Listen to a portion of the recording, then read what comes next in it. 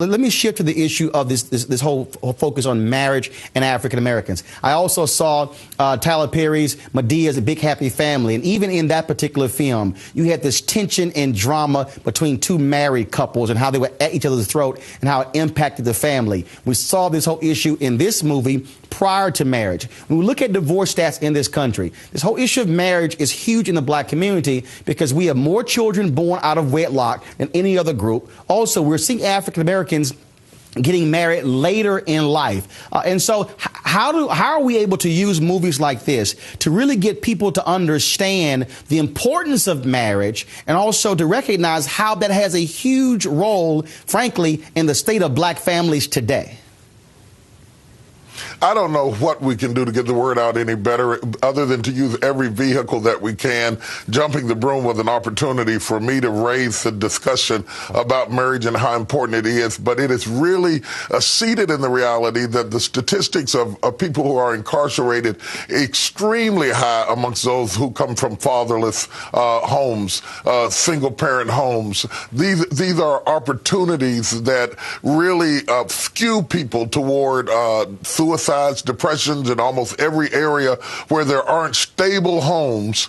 We have these kinds of problems. Now, I don't want to suggest that there aren't single mothers who have, against all odds, been sheroes and effectively done a good job, but that is not the ideal situation. Never have we seen a generation who chose to be single mothers, who wanted to be without husbands in their lives, who see men as optional in the family process. And so I'm really trying to get people to get back into the area of building the family, albeit we are broken and flawed and all of us have issues, but the family needs to be some place of solidarity that gives you a launching pad that I still think our children need today. Bishop, in your book, Before You Do, you talk about the mistakes that couples make when it comes to marriage.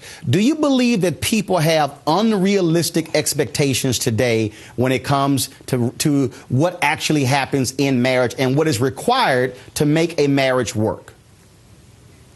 I absolutely do. And I think, our generation has something to do with the blame of it because inadvertently or advertently, we have passed on this ideology that things are easier than they are, whether it's marriage or preaching or business, whatever it is. The coming generation thought it was easier. And when they get into it and they find out how much work is involved, they jump out like grease out of a hot pan. And I'm really concerned about that because the reality is, marriages are worth fighting for, and you should do everything you can. Now, having said that, Roland, let's quickly go back and say there are people who stay when they need to leave. There are people who are being beaten and being abused and being mistreated, and I never want to project an idea that says you should stay in a house where you are in danger or your children are in danger. But we must get a message that just because somebody doesn't make toast or they didn't make the bed up or they lost a job or they gained 20 pounds doesn't constitute divorce. You got to learn how to stick to something, your job, your school, your family.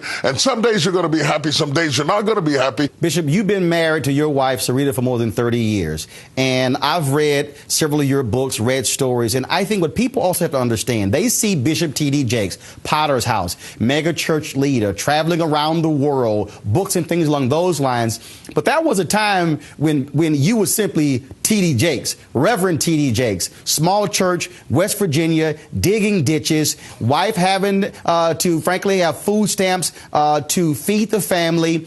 And so please talk about that portion as well, because I don't want to give anything away, but in jumping the broom, there's a financial change in the life of one of these families.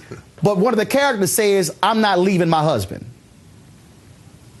Well, here's the thing about it. I related to both sides of the families. I understand what it is to struggle. Maybe a year or so after I got married, I lost the job that I had had for 5 years. It was my dream job. I ran out of unemployment. I can relate to what many Americans are going through right now. I can remember when I saw the taillights of my car going out the driveway and it wasn't being stolen. It was being repossessed. Lights off, gas off. My idea of success was trying to get all the utilities to stay on at one time, but we stuck it out. It was really bad. I mean, Roland, it was really bad. I had 2 little children, couldn't buy diapers. I can remember going out picking apples to feed the kids dinner. We had nothing to eat. We had tough times. I got out, I got a lawnmower, I started cutting grass, I started a lawn cutting service, I got a shovel, started digging ditches. My brother and I started replacing gas lines to make $100 to buy some diapers for my boys that are now 30 years old.